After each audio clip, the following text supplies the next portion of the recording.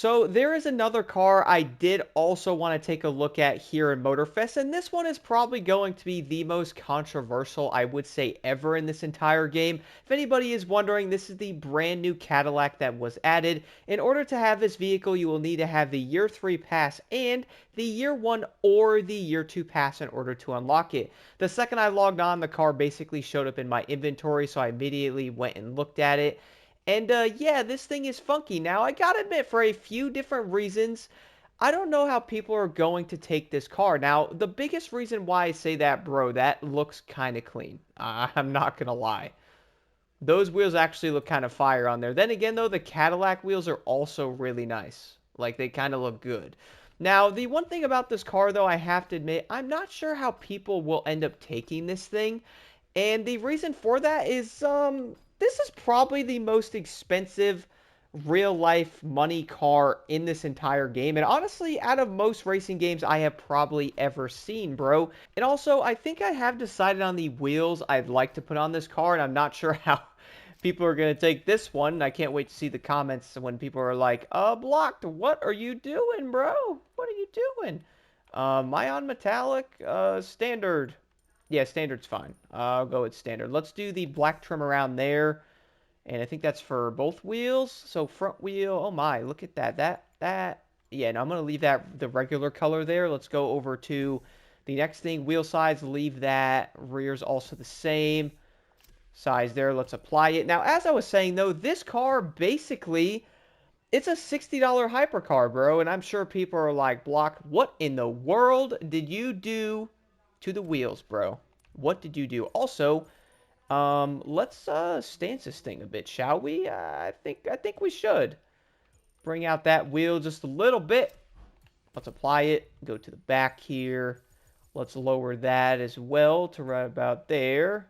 Now, I gotta admit, as I did say before, I do feel like a lot of people will probably talk about this car, and most likely not in a good way. I'm not gonna lie, guys, the amount of people I saw going, wait, why did they pick this car over basically any of the other ones? And to be honest, I kind of agree, dude. Like, I do kind of feel like, let me spawn here and jump on the road and go toward the city, and I'm in the wrong car. Nice. There we go. Now I'm in the right car. Also, this thing feels like I'm driving a tiny bus. Dude, look how big this thing is. And it's a hypercar. Weird.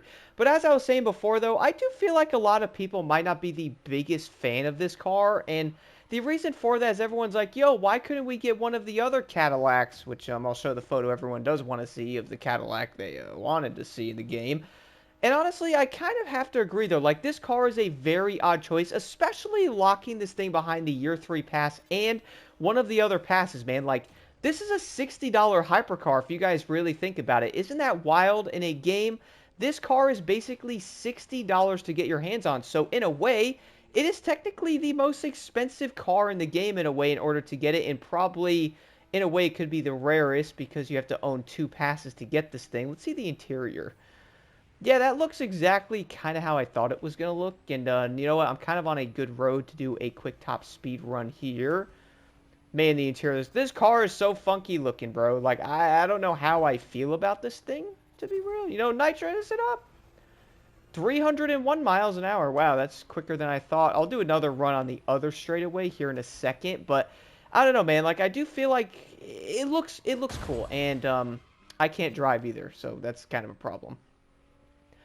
It looks cool, but I do feel like to a certain extent, though, maybe they could have picked different vehicles or something different for, like, the exclusive car. Like, when I was watching the entire showcase and I saw this thing was a special card they were giving, I was a bit confused, as I do feel like they easily could have gave everyone different cars again. Like, as I mentioned in the other video with the Zenvo, I do know they're probably trying to sell the passes, I would think, and a way to do that is to probably make them worth it, obviously, but also make sure you're putting things in there that probably make a player go, yo, I want that. Like, let me ask you all this. When you get on this game and you look at this car, do you want this?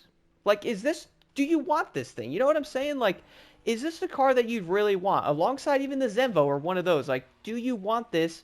And that is something I feel like many people are probably going to ask themselves. And I also think a lot of people will probably end up saying no, bro. Like, I just look at this car, I'm like, yeah, I don't think people are going to look at this car and probably get excited for it, man. Probably alongside the Zenvo. Like, I don't know what car they could have did. Maybe the other Cadillac, the Sign kind.